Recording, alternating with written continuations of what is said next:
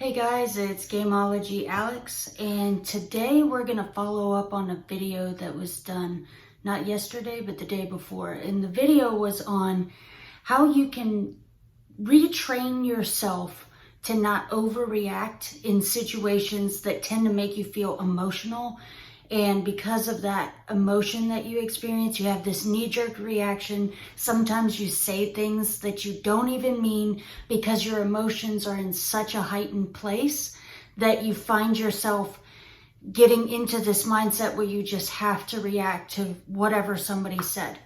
Well, we learned that because it's something you're recognizing in yourself, you really can train yourself to react differently so long as you follow certain guidelines and just habits that help reduce the frequency of that behavior.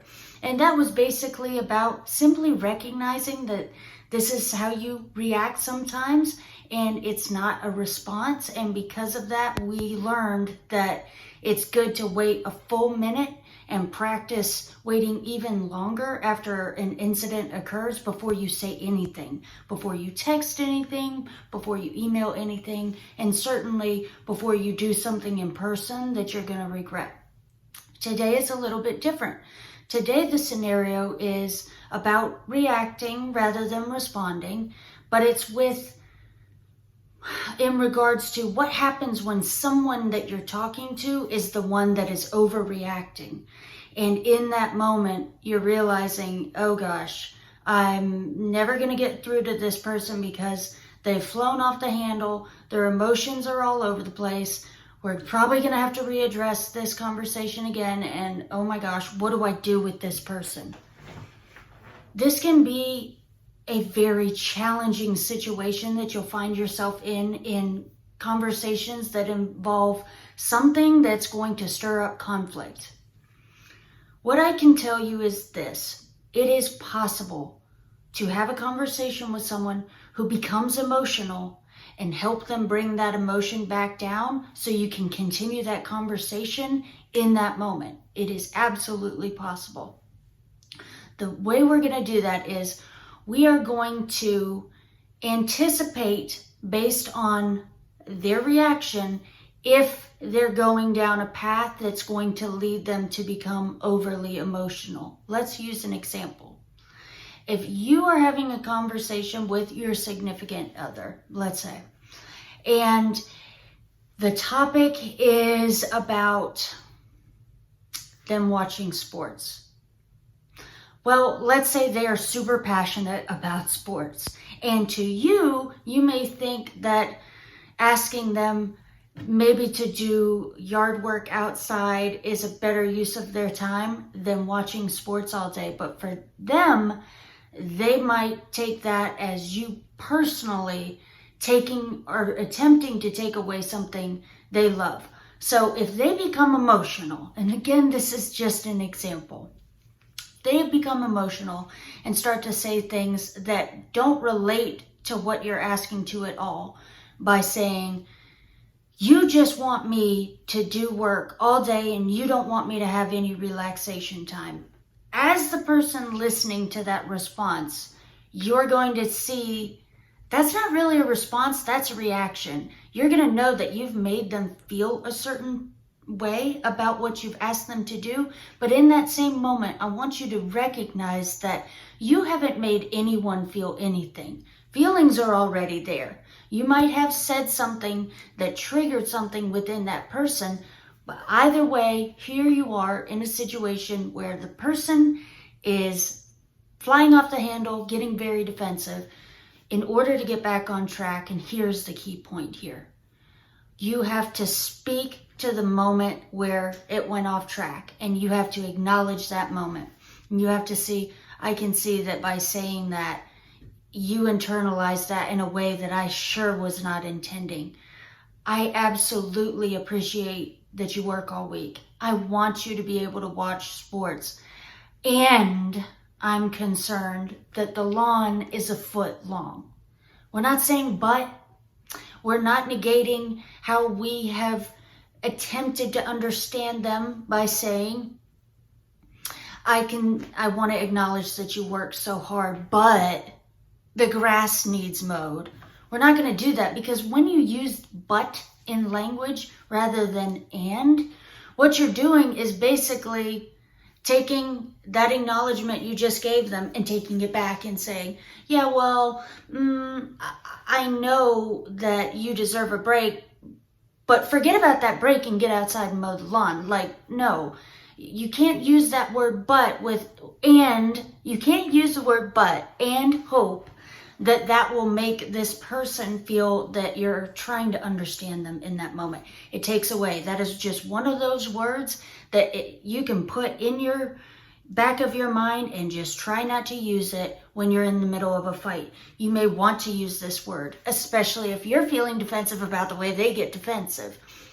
However, using that word will not diffuse the situation. And if your goal is to get the grass mowed or whatever your request is, it will not get done if you use a lot of but language instead of and language. So if you take this situation and instead of saying, well, I know you need to rest, but the lawn needs mowed, instead of going down that path, after you recognize you have triggered them because of the stuff that's in them, not stuff you put in them, but stuff that's in them, you have this opportunity to get everything out on the table. So many times we look at conversations that go left as failure conversations and our communication is off, when really, when things start getting heated, you're getting somewhere.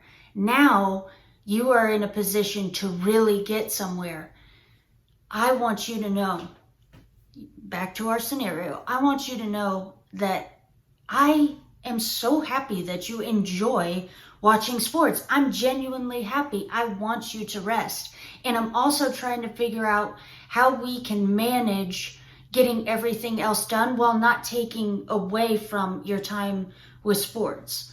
What can we do so that we can both get this grass cut and you get your downtime? I certainly don't want you to feel like I'm nagging you. That is never something that I would intentionally want to do, and I hope you know that, and I hope that you're just taking this conversation away because you've had such a long week, because you have looked forward to this game, and perhaps I should not have brought it up during the game, and you shouldn't have. That's a whole different video, but you did. You brought it up during a game because you looked outside and you saw the dog go into the bathroom outside and you couldn't see his kneecaps because the grass is so long. So you noticed it, and therefore it was on your agenda. You brought it up and you weren't thinking about how his agenda was finally to the favorite part of his week, which is watching whatever this game is. You can say that. You can say, you know what, I just tell the truth. I can't emphasize that more, because in the middle of a heated conversation, what we tend to do is just not even want to address anything. He's gone left. He's already upset about it. But if he can also understand why you said this in the moment you said it was not about you think he's lazy. It's literally about your attention went outside. Oh, there's the dog. Where are the dog's legs? Looks like the dog's floating because the grass is so tall.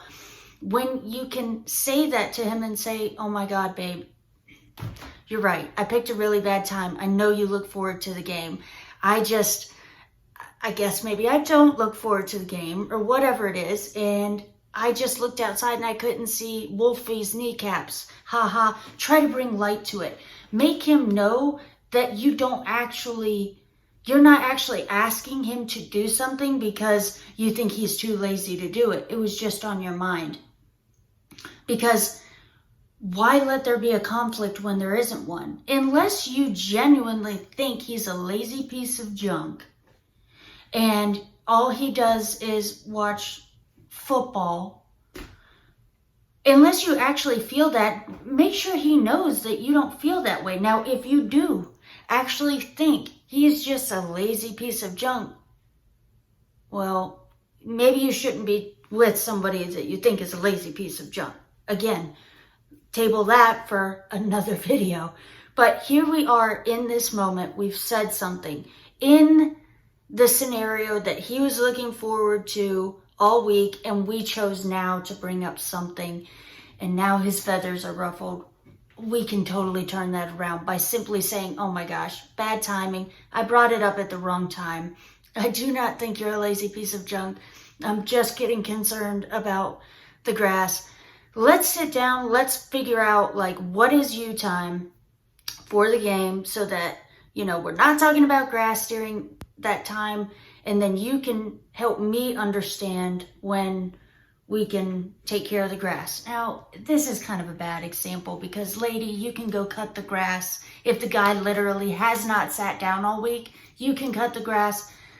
It's not about anything other than an example of something he's not wanting to do right now because he's doing something he was looking forward to all week.